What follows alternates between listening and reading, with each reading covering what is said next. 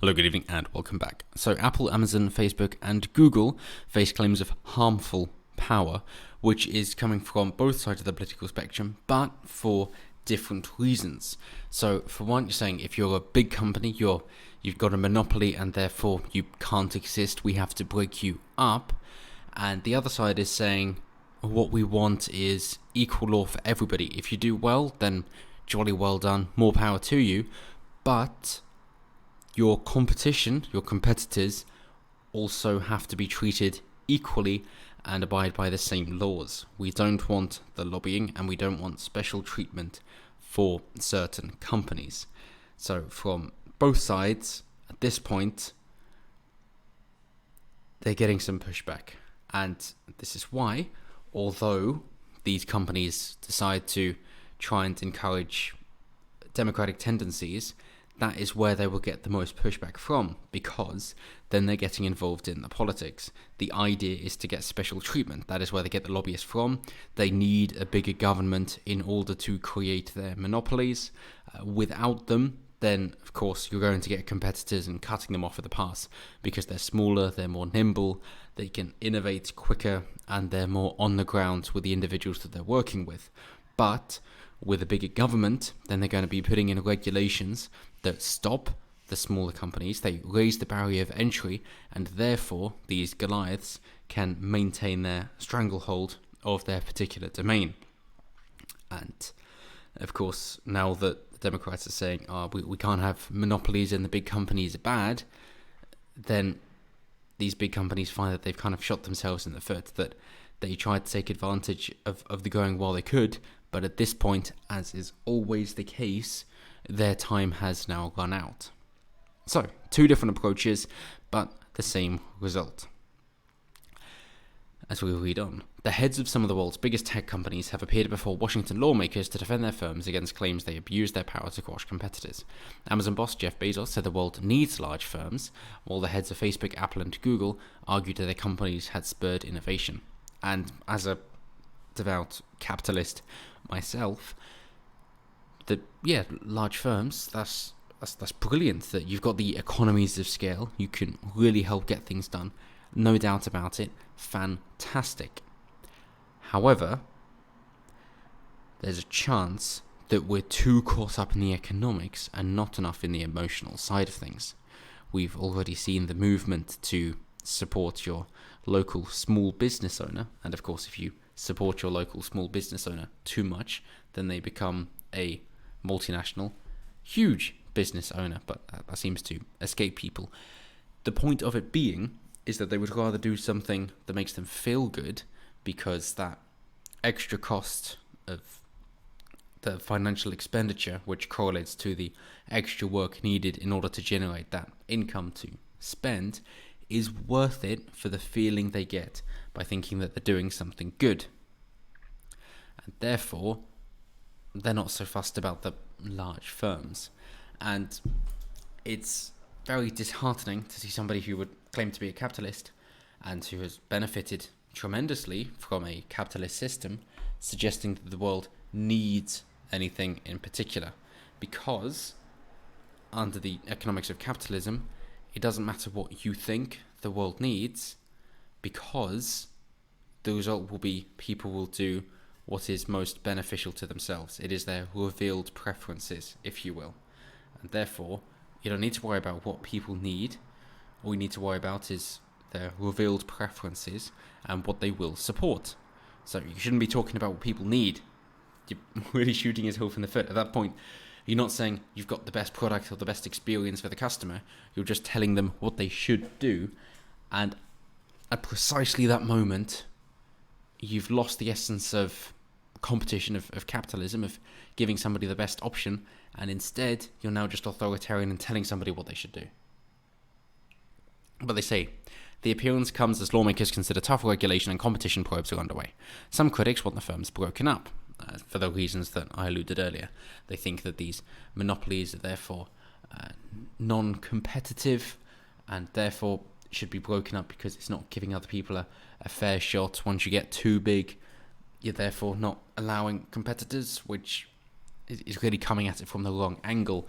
It's that once the laws are in place that you can't compete because the lawmakers have been bought out from bribery, corruption, which is known by the term of lobbying instead because it sounds so much more friendly, then at that point, of course, you can't have the smaller competitors competing.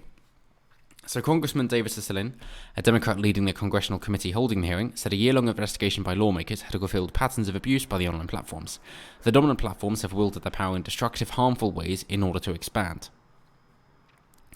If they're actually going to come down on them with the law in mind, then perhaps you also want to look into the political bias, which is reflected in terms of their actions. That anybody who's an individualist does not give a shit about subconscious bias and subconscious racism and all that. No, we don't care. You may be very left-leaning and wanting communism, but it's all subconscious, and in your actions we can't tell that. And although we will talk and understand that you are a devout communist, for whatever reason, your actions are saying, no, we're going to go by the individual instead, and I wish to win people over to support me instead of force them to do so. In which case, that's perfectly fine. I'm happy with your well, I'm annoyed by your bias, but you're clearly willing to talk about it, and we can have some open discussion about it and try to understand where each other is coming from, and we'll probably find some common ground and areas to agree upon. And if you're happy to talk about it, you're probably a nice person anyway. But in doing so, what I care about are the actions, and your actions show that you're somebody who's very considerate and isn't overbearing at all. Ironic if you praised communism. But nonetheless, they're your revealed preferences, they are your actions instead of your subconscious bias, and therefore it's perfectly acceptable, which is why we don't get caught up in the weeds when it comes to subconscious bias. And when it comes down to the, as Republican Jim Jordan says, big tech is out to get conservatives, what we mean is the actions taken, that it all comes from a political lens of pushing the agenda that they wish to, as I mentioned previously with censoring Donald Trump Jr. And at the end of the day, that is what it comes down to. Republicans are saying we want equal law for everybody, and therefore that includes freedom of speech. We've got our First Amendment for a reason. If you wish to have platform protections instead of being liable as a publisher, then you're going to have to allow things that you don't want. Whereas the Democrats are saying, well, you're a bit too big now and we want somebody else. For whatever reason, I've never quite understood that. Because the monopolies wouldn't be able to get to the point that they are without government interference and then quashing the competitors at every single step. So, of course, the companies in response said, no, like Apple boss Tim Cook, who is very well known for pushing his agenda and thinking he's got a much bigger social responsibility than he does, said the business climate was so competitive, I would describe it as a street fight for market share in the smartphone business. Which I think is really missing the point, because with any government overreach, there will be a load of actions which are not completed, and therefore you cannot see the true cost of the actions. I know Academic Agent likes to mention bridge building, and in doing so, you don't know how many other jobs or opportunities that there were that have now not been completed because funds and resources have been allocated elsewhere into building the bridge instead of allowing people to make their own decisions. Mr. Bezos, in his first appearance before Congress, denied that Amazon's multiple goals were a conflict of interest, but he admitted the firm was reviewing its handling of sales data from sellers on the site. The company has been accused of using such information to launch its own version of hot-selling products. Mr. Bezos said Amazon rules forbid staff from looking at sales data from individual companies, but he conceded it was possible that employees had violated the policy. He said, "We are investigating that," he said. The point there is, of course, that they go, okay, so we're a medium, we're selling things for other companies. This one seems to be doing well. Let's jump on the bandwagon, and therefore we don't have to be paying other people. And although we get paid for the hosting, we can maximize our profits by creating it ourselves instead. And therefore, it's a conflict of interests. A simple solution would be to, if you're concerned with Amazon, then let it be known and go elsewhere. There are other companies, of course, that you can sell through, or you can just sell directly to people instead. If you're concerned about a company taking a market share, then don't go through there. That's why some companies don't wish to publish a patent, like WD-40, I believe, which is mainly fish oil, because once the patent is published, they're paranoid that people are going to see it, look into it, and although they're not supposed to be able to do anything about it, they still will, especially China, of course, and therefore they wish to keep these things a secret so that there is no way in to understand how it is done in the first place. And that is your other option. You could just sell directly to the people instead then. You could use a different hosting site like Squarespace, and now would be the great time for a sponsor. But you could do something like that instead, should you wish. Or use a different marketplace. Sell directly to the person. Door-to-door sales if you want to take that route.